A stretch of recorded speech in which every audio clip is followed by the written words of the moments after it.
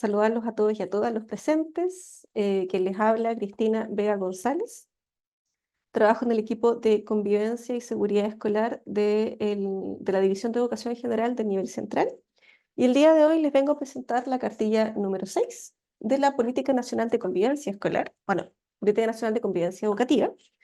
También quiero invitarlos a que todos ustedes puedan meterse a la página convivenciaparalaciudadanía.mineduc.cl, y en ella puedan ver todos los recursos que disponemos. Por ejemplo, ya tenemos la nueva Política Nacional de Convivencia Educativa y semana a semana, mediante vamos realizando estos webinars, podemos ir trabajando y se van subiendo los materiales de las cartillas de recursos educativos de esta nueva política.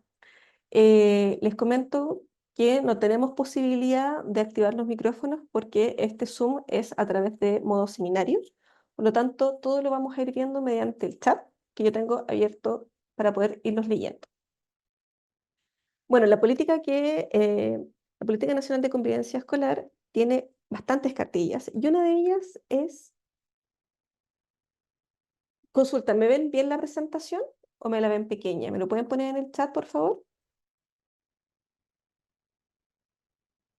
¿Se ve bien?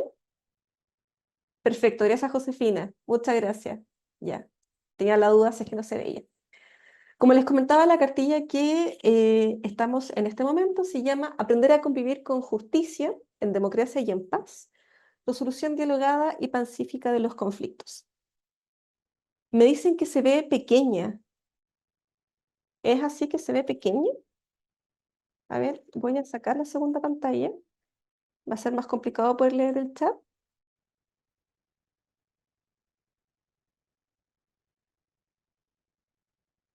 Vamos a volver a probar.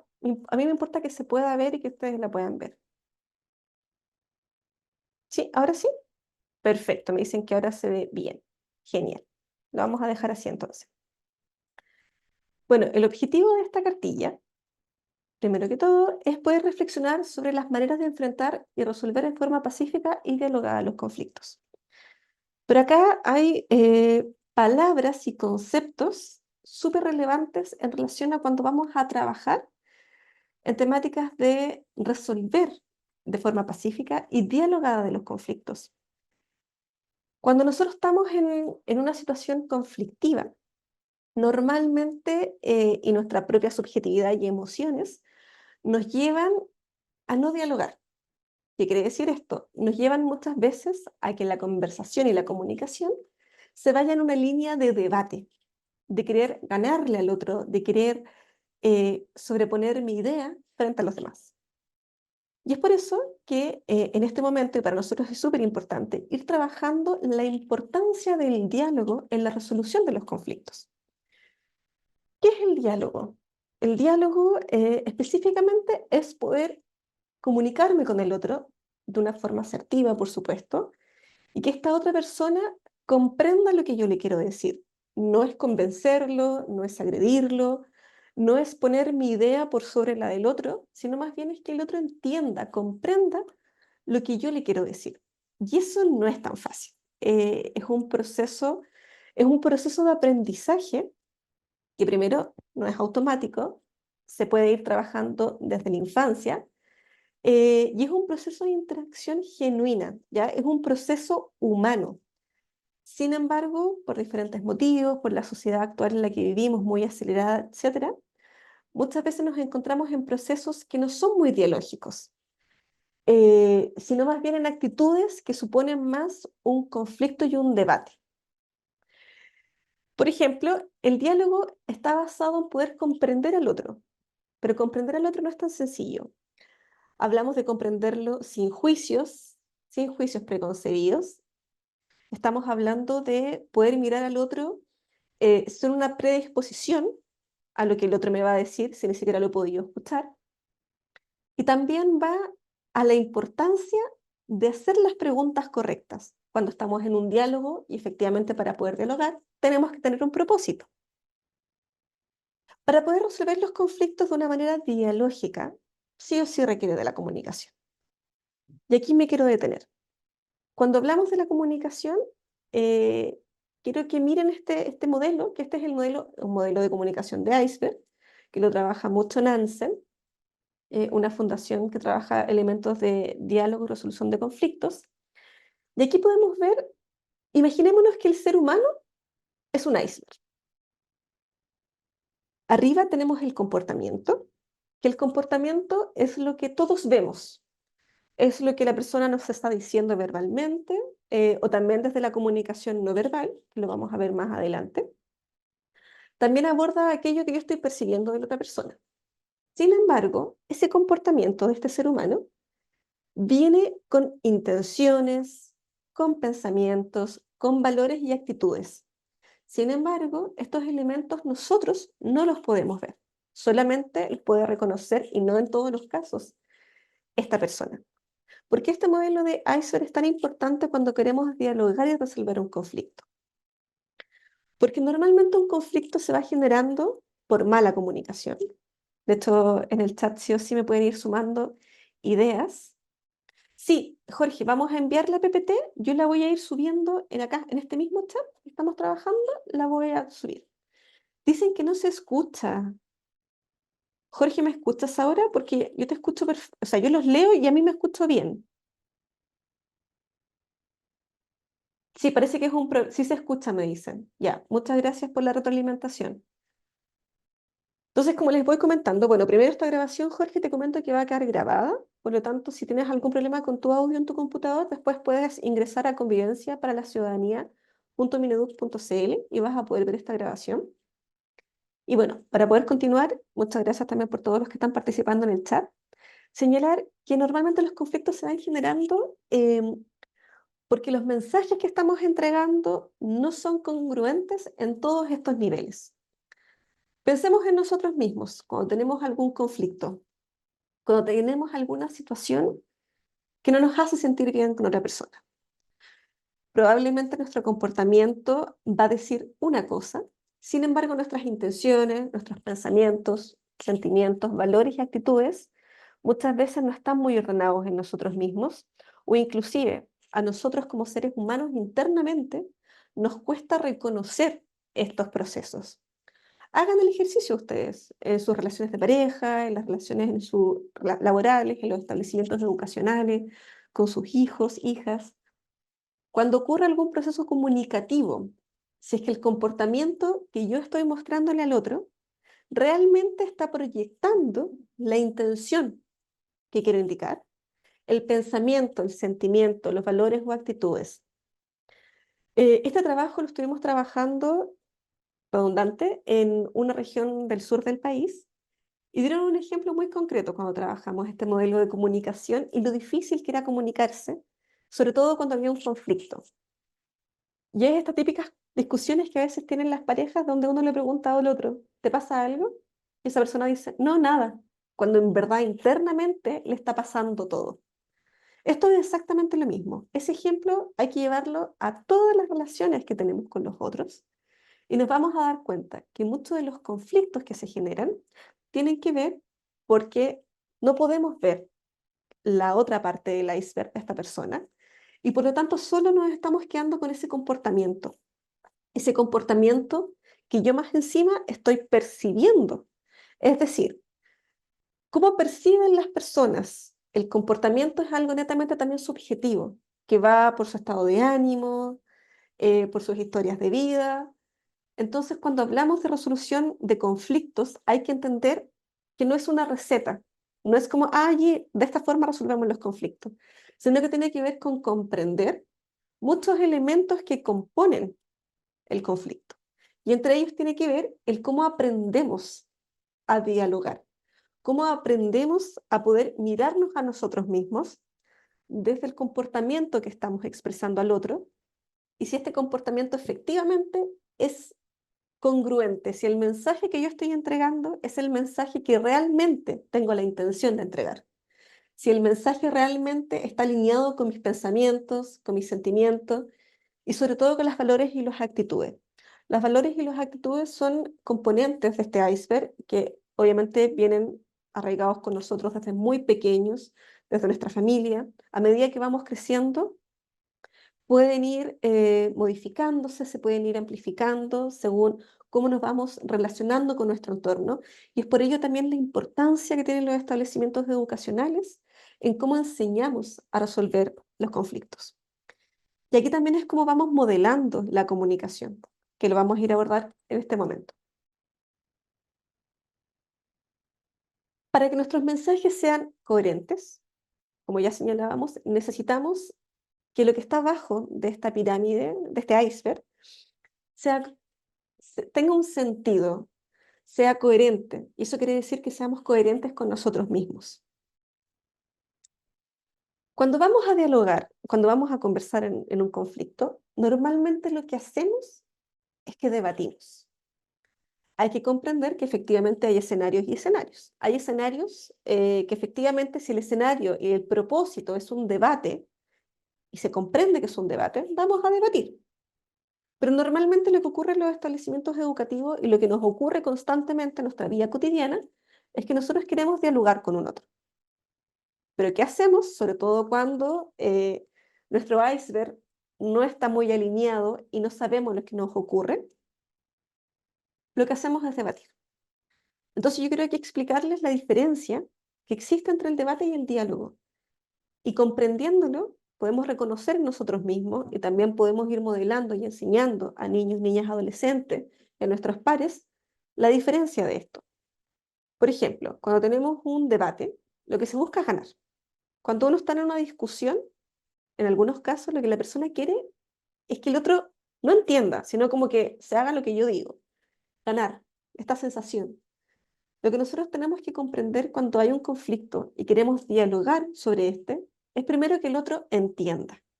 Y por eso este webinar lo iniciamos desde la apertura y lo consciente que hay que ser al momento de dialogar con un otro.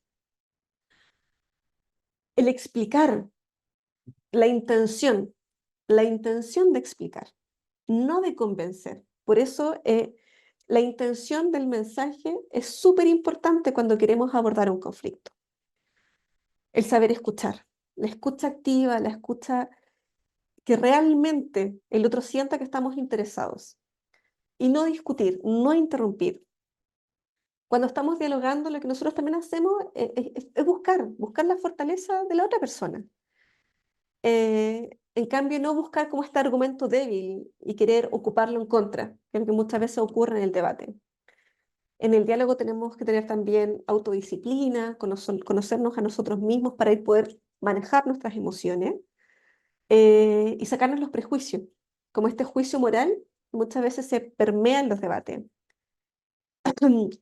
Cuando nosotros queremos realmente resolver un conflicto de una forma dialógica, la otra persona tiene que sentirse segura. Y eso depende mucho de nosotros, cómo vamos manejando este conflicto. Y no que la otra persona se sienta insegura, que es lo que se hace en un debate. Así también es importante comprender que el cambiar de opinión, darnos cuenta que nos habíamos equivocado, es una señal de madurez y no de debilidad. Somos seres humanos, somos personas que somos cotidianas, estamos en un cotidiano con nuestros pares y vamos constantemente generando cambios de ánimo según lo que nos vaya sucediendo en el día, lo que nos haya sucedido en nuestro hogar. Y también tenemos que entender que el diálogo, la resolución de conflictos se dan en entornos que son muy dinámicos, porque se dan en entornos que estamos trabajando con otros y otras, sea adultos, nuestros pares, directivos, docentes, asistentes de la educación, niños, niñas, familias. Por lo tanto, ningún día es igual al otro. Y lo cotidiano de esta dinámica de convivencia hace que muchas veces no sea tan fácil dialogar. Bueno, y sobre todo es importante que cuando vayamos a dialogar se haga con un lenguaje alentador, con un lenguaje que no sea confrontacional, sino más bien comprender la importancia de la asertividad como una habilidad para poder dialogar en situaciones de conflicto. Y aquí quiero contarles algunas cualidades claves del diálogo. Lo primero es comprender. Es muy importante, y esto lo quiero dejar bastante en claro cuando hablamos de resolución pacífica y dialogada de los conflictos, que el diálogo es lo principal y que tenemos que comprender que no queremos convencer a otro. No queremos que el otro diga, ah, sí, tiene razón, sino más bien que comprenda nuestro punto de vista. Y puede que la otra persona esté de acuerdo o puede que no esté de acuerdo. Humildad. El diálogo implica la búsqueda de un conocimiento personal también. Y implica mm, tomarlo con humildad y reconocer nuestras fortalezas y debilidades también en este proceso. En ello es muy relevante el sin juicios, sin los prejuicios, sin esos juicios preconcebidos que muchas veces tenemos de cómo va a resultar un proceso de diálogo, de conversación que aún ni siquiera se ha realizado. Nosotros tenemos la oportunidad de poder transitar y poder trabajar con comunidades educativas a lo largo del país. Y muchas veces cuando conversamos con estudiantes o con docentes nos dicen, no, es que sabíamos que eso no iba a resultar o sabíamos que, ¿para qué vamos a conversar? Y ni siquiera lo intentan porque ya tienen un juicio preconcebido, un juicio, una opinión de juicio de que ya esto no va a resultar. Entonces se corta, como ellos indican, a veces es mejor no hacerlo, etc. Cuando un conflicto no se dialoga, no se resuelve y se suprime, es lo peor que se puede hacer, porque ese conflicto va a continuar creciendo hasta el punto en que ese conflicto se transforme en un hecho de violencia, y violencia física, violencia psicológica. Bueno, otra cualidad del diálogo importante es el lenguaje común. Cuando trabajamos en contextos educativos, normalmente tener un lenguaje común con los y las estudiantes no es tan sencillo. Existen brechas generacionales, incluso digitales, que nos imposibilitan a comprender el lenguaje que utilizan, por ejemplo, nuestros niños y niñas y adolescentes. Y en ello también es cómo nos vamos permeando de esta cultura juvenil, para que la resolución de conflictos que vayamos a realizar con este grupo etario sea en un lenguaje que nosotros también comprendamos y cuando nuestros estudiantes nuestros estudiantes nos hablen o nuestros apoderados, podamos comprender también en su lenguaje cuál fue el conflicto. Y sobre todo, tener mucho cuidado con la comunicación no verbal. La comunicación no verbal, cuando vamos a dialogar, es crucial. El diálogo inclusive puede ser en silencio. Yo puedo percibir el comportamiento de una persona en un diálogo si esa persona está en silencio. Es posible. O si esa persona, por ejemplo, está con gestos eh, que a mí me indican o que está enojado o que no tiene interés. Las expresiones faciales son fundamentales cuando estamos trabajando en un diálogo. Y muchas veces estas expresiones faciales van más allá. Cuando hablamos de este iceberg, de la comunicación, muchas veces el comportamiento nos refleja gestos faciales cuando estamos en un diálogo. Si yo le digo a una persona, no, claro, me importa mucho lo que te está ocurriendo y estoy pegada en mi teléfono, chateando o haciendo otra cosa, efectivamente la otra persona va a sentir que yo no le estoy colocando atención. Va a sentir que la comunicación no es recíproca y que esa persona básicamente me está contando algo y que yo hago que lo escucho, pero en verdad no lo estoy haciendo. Cuando hablamos de la comunicación no verbal es para que también comprendan y puedan significar que esto es sumamente importante y que incluso a veces los niños lo tienen más claro que los adultos, de cómo la comunicación no verbal, cómo estos gestos, esta postura, cómo nos expresamos con el cuerpo, va generando una apertura al diálogo o por el contrario, nos va provocando un rechazo al diálogo. Quiero revisar el chat. Perfecto. Muchas gracias a quienes se van conectando también. Los había saludado a los que se van sumando. Dudas, consultas, por favor, en el chat. Yo los voy a estar leyendo y esta presentación también se las voy a mandar. Y señalar que la cartilla frente a otros recursos educativos los pueden encontrar, se los voy a colocar en el chat, en Convivencia para la Ciudadanía,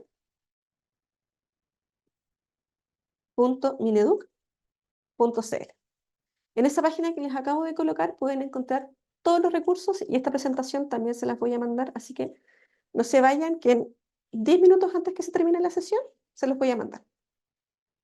Pues bien, cuando hablamos del diálogo y de la importancia en la resolución de conflictos, aquí tenemos el as de hacer buenas preguntas. Muchas veces cuando tenemos un diálogo, el conflicto se comienza a generar porque uno dice, ah, pero no me respondiste. Y quizás no hicimos la pregunta de una forma correcta. Piensen ustedes en su cotidiano, piensen en el último conflicto que ustedes tuvieron que vivenciar, tanto como mediadores o un conflicto que ustedes fueron partícipes, como protagonista. Pregúntense si la pregunta que ustedes hacían finalmente tenía un propósito. La pregunta tiene que tener un propósito crucial, para que así podamos ir generando un camino a la resolución del conflicto. Así también, lo que se debe hacer para poder generar buenas preguntas, que sean preguntas abiertas, conversaciones abiertas, no preguntas que las respuestas sean un sí y un no.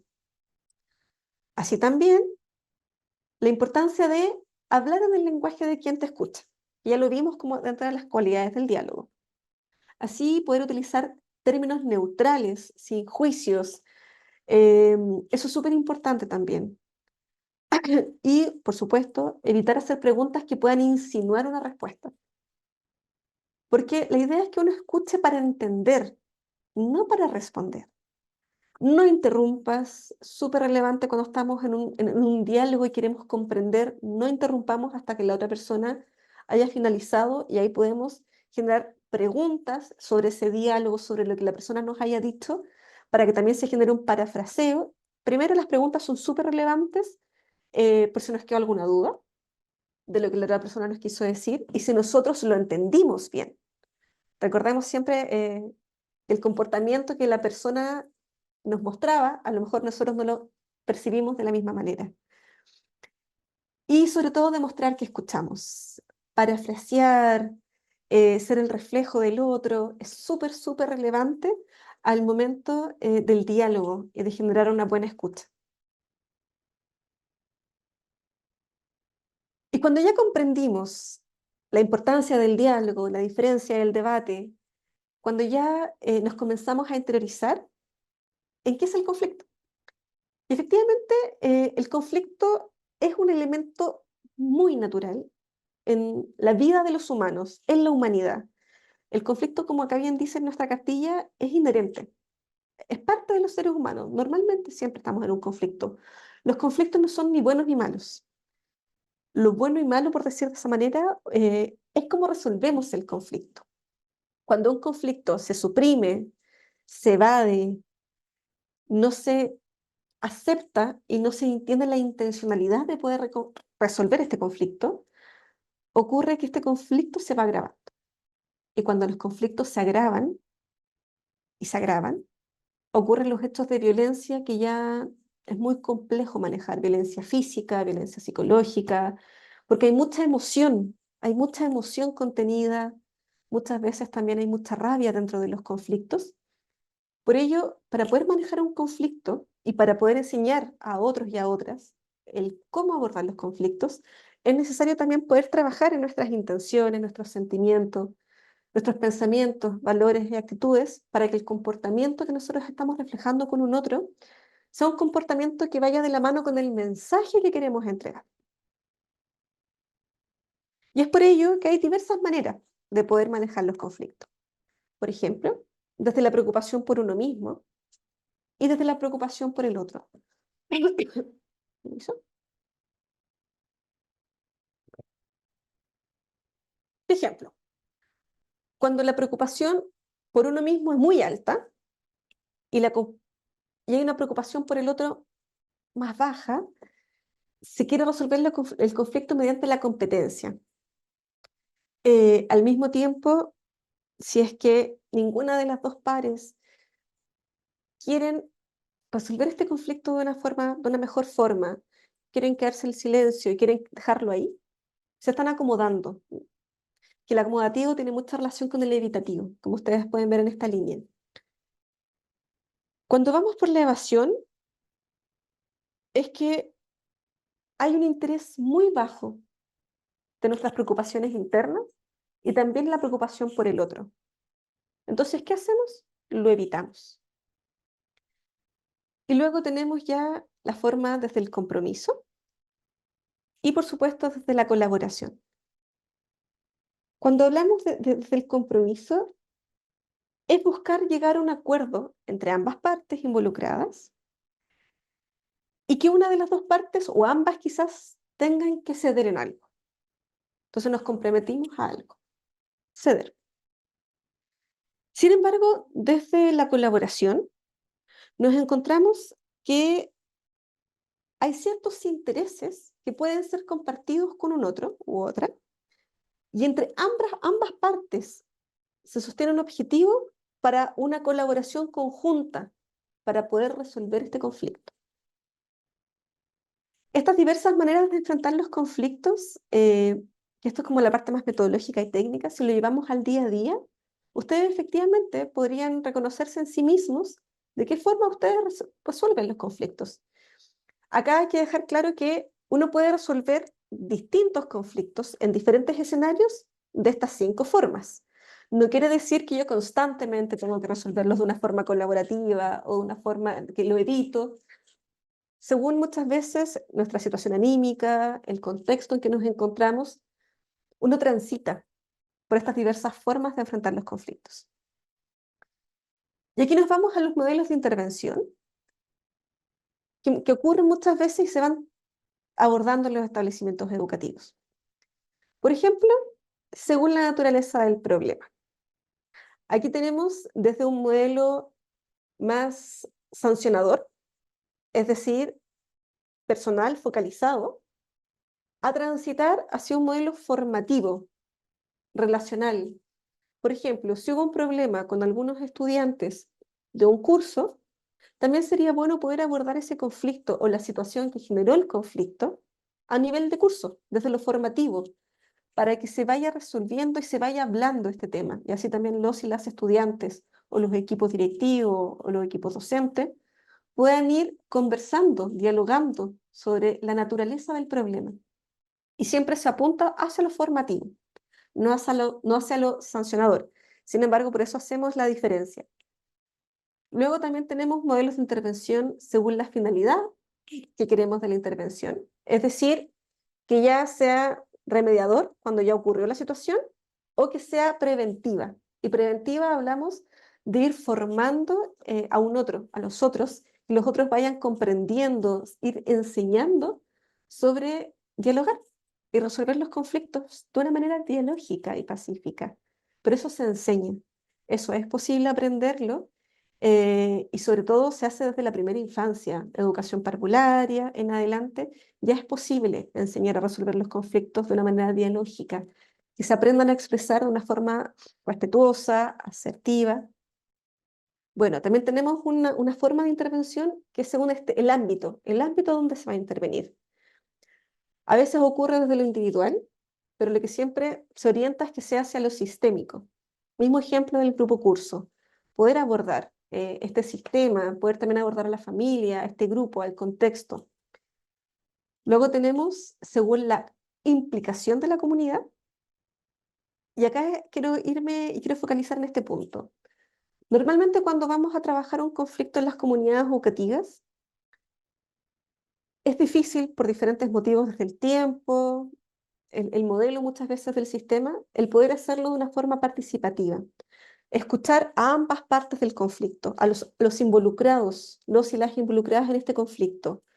Poder buscar formas de resolverlo escuchando a los grupos pares, ir trabajando colaborativamente. Pero normalmente lo que algunos establecimientos ocurre es que este conflicto lo intervienen desde el modelo más autoritario, desde la sanción. Eh, Efectivamente, hay conflictos y conflictos, obviamente, pero hay conflictos que efectivamente pueden resolverse de una forma participativa, colaborativa, dialogando, escuchando a ambas partes, conociendo las implicancias que lleva a este conflicto. Y, por supuesto, desde el tipo de sanción. Todos los establecimientos educativos tienen instrumentos de gestión, reglamentos internos, donde en ellos se tipifican justamente las sanciones ante algunas faltas graves, gravísimas. Y ahí tenemos, por ejemplo, los modelos desde lo punitivo, lo que sanciona, hasta un modelo más de reparación, que es lo que se busca ante una falta, insisto, una falta efectivamente que no sea constitutiva de delito, una falta que no sea desde lo punitivo, sino desde lo reparador, y poder guiar este trabajo con las comunidades educativas hacia ir reconociendo el tipo de sanción, pero que nuestros modelos formativos sean de reparación. Y no solo con el estudiante o los estudiantes involucrados o con las personas involucradas, sino también con el grupo curso como un modelo más sistémico y relacional. Y desde todos los actores involucrados, desde personas, desde la primera persona hasta terceras personas que puedan estar involucradas, que sí o sí afecta. Un problema entre dos estudiantes o tres estudiantes va a afectar la dinámica de ese curso. Por lo tanto, trabajar de un modelo participativo, reparador, sistémico, preventivo y sobre todo relacional nos puede guiar efectivamente a resolver los conflictos de una mejor manera. Sobre las alternativas, que acá puede que ustedes ya las conozcan, porque sobre todo si tenemos a duplas psicosociales, orientadores, encargados de convivencia, asistentes de la educación, por ejemplo, no profesionales que están constantemente en el patio, en esta vinculación con los estudiantes, nos vamos a encontrar que ustedes ya realizan estas técnicas de resolver los conflictos. Cuando queremos, por ejemplo, llegar a un acuerdo, vamos a negociar. También el arbitraje pedagógico, la aplicación de la justa norma y sobre todo la mediación. En el chat quiero que me coloquen cuáles son las formas que ustedes dentro de su contexto laboral, establecimiento educativo, DAEM, ocupan normalmente para resolver un conflicto. ¿Los estoy leyendo? Mediación, me dice Yasna. Mediación, mediación, mediación, sí. Arbitraje, me dice Claudia. Mediación, mediación generalmente. Sí, normalmente uno, y lo ocupan con estudiantes. Conciliación, dice Cecilia. Qué bueno que ocupes la conciliación. Mediación.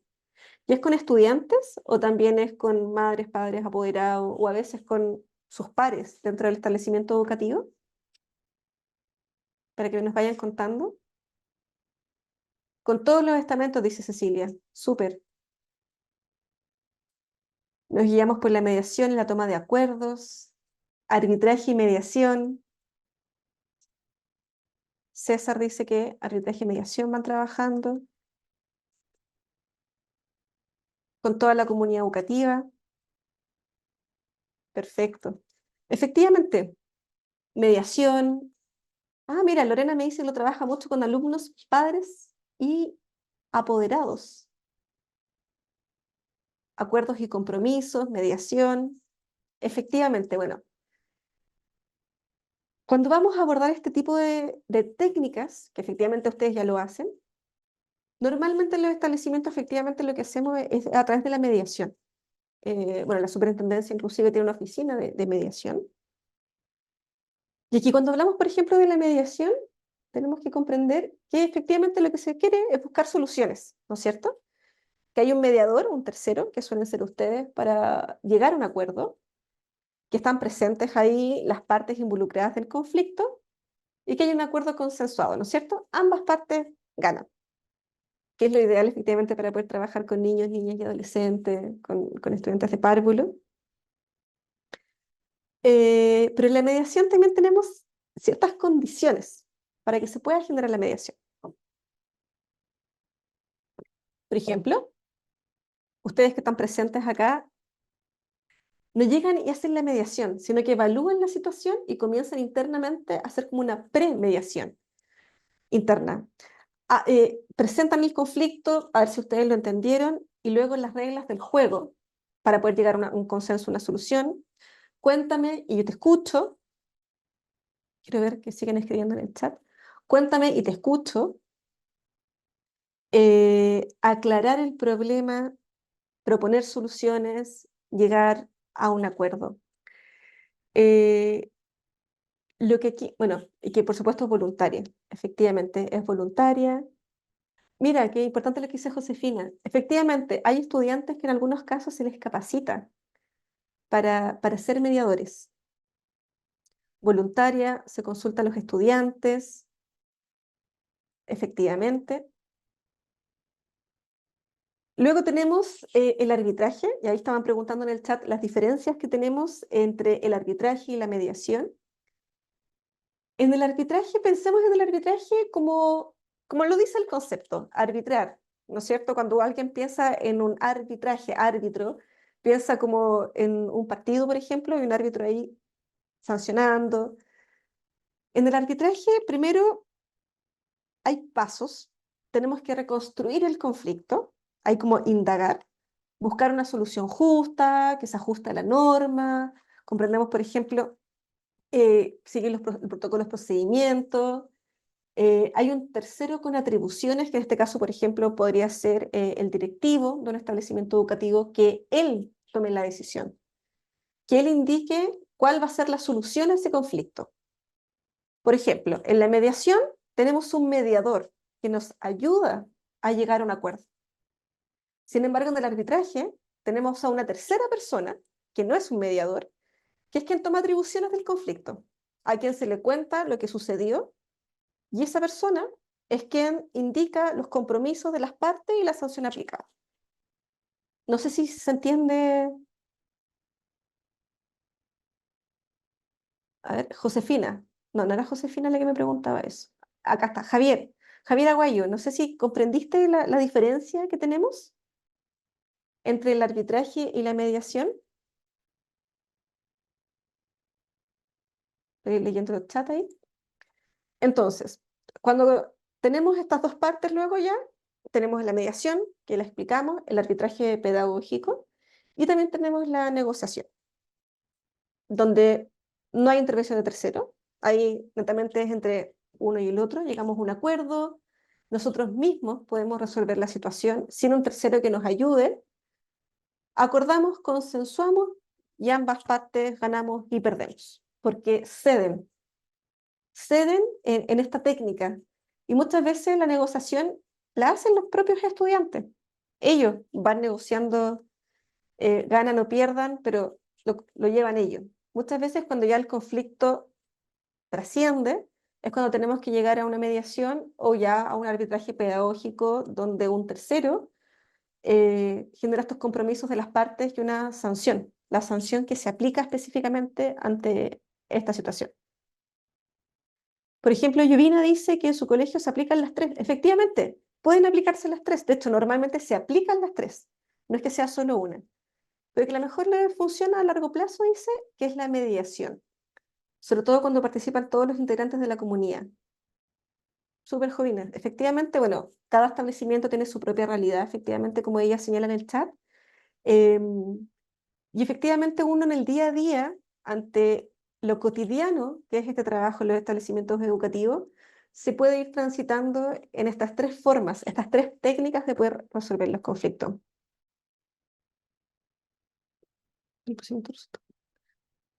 Estaba leyendo la pregunta de José Fraile.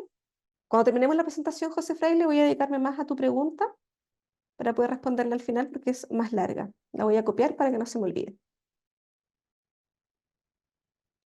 Y bueno, luego tenemos la resolución de conflictos en sí. Se puede enseñar. Es muy importante tener claro que la resolución de conflictos se enseña desde la primera infancia. Es un proceso bastante delicado que tiene que tener intervención adecuada de las personas adultas. Eh, si los niños, niñas ven que sus modelos, sus adultos representativos, resuelven los conflictos de una mala manera, de una forma violenta, con mucho grito, donde el diálogo no es un elemento que se considere importante, es en la forma en que ellos van a aprender a resolver los conflictos. Cuando vemos que antes del diálogo viene el golpe, viene la violencia física, viene el maltrato, nos podemos dar cuenta de que es la forma que ese estudiante ha aprendido a resolver el conflicto. Sin embargo, es posible enseñar y es posible, como comunidad educativa, ser un modelo de enseñanza de la resolución de conflictos.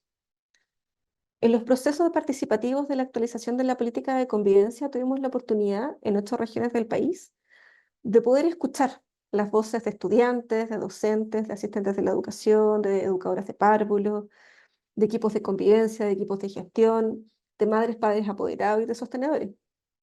Y efectivamente, cuando abordamos los elementos de la resolución de conflictos, los estudiantes nos decían que para ellos era súper importante este proceso, pero que muchas veces veían que sus adultos significativos, tanto en su familia como en los espacios educativos, no modelaban de una mejor manera la resolución de los conflictos. Entonces se generaba como un cierto choque desde lo que se quiere enseñar a lo que estamos modelando con nuestra conducta, comprendiendo que lo que estamos comunicando se expresa en nuestro comportamiento. Recordemos ahí el modelo que les estaba mostrando. Y frente a esto, entonces, es importante que a medida que vamos trabajando en la resolución de los conflictos, van a haber algunos elementos que son claves para nosotros como mediadores, como negociadores, vayamos intencionando. Por ejemplo, la supervisión activa. En los patios, en los contextos escolares, en los recreos, normalmente es cuando suelen ocurrir algunos conflictos, algunas situaciones por discusiones en el patio, porque normalmente hay cierto grupo que ocupa la cancha, por ejemplo, y el otro grupo no lo deja, o cuando están jugando a la pelota, etcétera, se van generando conflictos. Y estos conflictos estallan en violencia cuando no hay una intervención en el momento y no hay una supervisión activa. Por eso es tan importante los inspectores de patio, las personas que puedan estar presentes en estas dinámicas, por ejemplo, de espacios más abiertos. Es súper importante la supervisión activa. Es muy relevante cuando queremos trabajar los conflictos y poder ver, poder observar las situaciones que están ocurriendo. Luego, enseñar habilidades socioemocionales y comunicativas, y no solamente a los niños y niñas y adolescentes, sino también cómo nosotros las vamos aprendiendo como adulto que trabaja en esa comunidad educativa y que modela.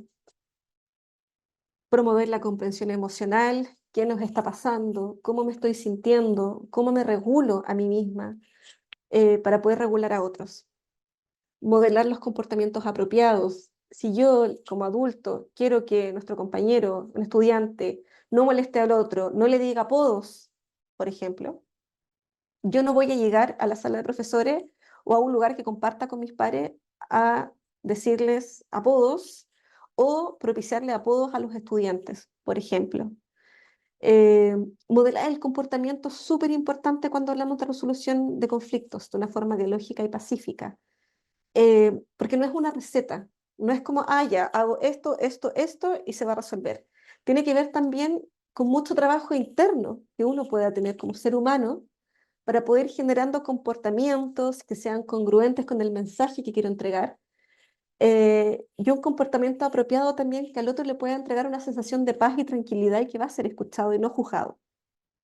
Como ustedes bien decían, mediación, negociación, ir observando. Lo mejor en la negociación, no intervenir, pero quizás observar cómo los propios estudiantes pueden ir negociando. El refuerzo positivo es muy importante y sobre todo en el vínculo con los apoderados. Em, Muchas veces cuando estamos trabajando en los territorios nos señalan que no siempre en la resolución de conflictos o en este trabajo de las habilidades para enseñar a resolver conflictos, les es muy difícil a veces trabajar con los apoderados. Y muchas veces también ocurre que cuando se citan los apoderados al establecimiento educativo, siempre es para hablar de elementos negativos de alguna situación. La práctica del refuerzo positivo, sobre todo cuando queremos potenciar un vínculo y cuando queremos también que se propicien instancias y canales de diálogo, es bastante propicia. Es muy aconsejable generar un vínculo. Cuando hay una situación, un problema, y los estudiantes, ustedes se dieron cuenta que lo pudieron resolver de una forma adecuada, un refuerzo positivo, de que efectivamente se ha logrado, que están creciendo, que están madurando y que están pudiendo regular las situaciones. Y por supuesto, el otorgar el tiempo y el espacio para calmarse, el tiempo y el espacio, que sea un espacio cálido, un espacio para que la persona que está en este conflicto se sienta segura.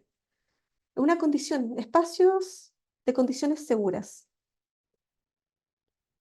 Voy a ir ahora a las preguntas. Muchas gracias a todos y a todas que han estado en el chat. De hecho, nos quedan muy poquitos minutos. Han sido muy activos en el chat, así que estoy muy contenta por ello. Les voy a mandar la presentación en este momento para que ustedes la puedan tener, la puedan utilizar también como estimen conveniente en sus comunidades educativas. Denme un minutito y se las voy a enviar. Son recursos que también pueden encontrar en nuestra página de Convivencia para la Ciudadanía, la que les mandé en el chat. Denme un segundo para poder compartirles esta presentación y vamos a ir viendo las últimas preguntas que me habían dejado en el chat. Tenemos bastantes asistentes y se han quedado en todo momento, así que también muy agradecida por ello. Acá está, web.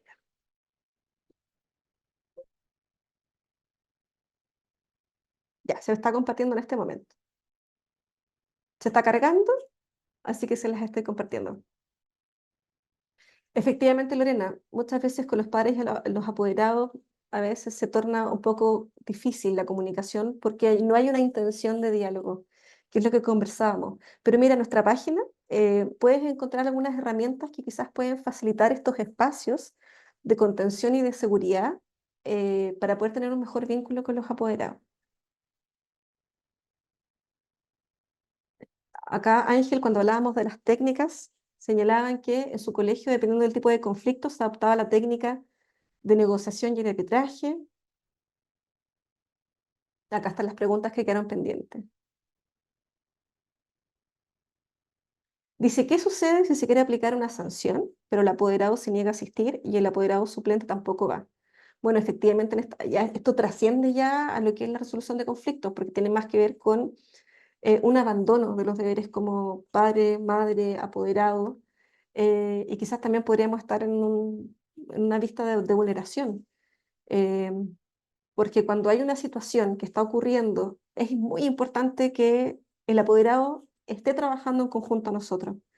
Pero si el apoderado se niega a asistir, más encima dice Laura, ahí podríamos incluso estar hablando de una vulneración, si es que comenzamos, no conozco el caso, solamente veo lo que me está hablando Laura. Pero quizás si conociésemos más de la situación, podríamos ver que algo más está pasando en esta negatividad de querer participar en este proceso e ir conociendo la situación que ocurre en el establecimiento educativo. Estoy leyendo el de José.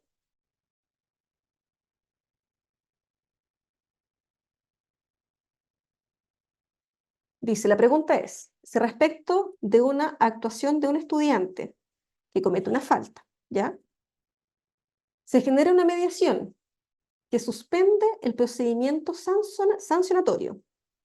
Si es que las partes están de acuerdo con el procedimiento y con los resultados, efectivamente, si las partes están de acuerdo, ambas partes están de acuerdo, porque es una mediación. En una mediación, efectivamente, lo que se hace es mediar. Efectivamente, hay que ver también cuál fue la falta, porque comprendamos también, por los niveles de gravedad que tenemos, hay faltas y faltas, que comprendemos en nuestros propios instrumentos de gestión, como el reglamento interno, donde vamos tipificando. Pero si hay un acuerdo, hay una mediación y ambas partes están de acuerdo, efectivamente se puede llegar a un consenso perfectamente.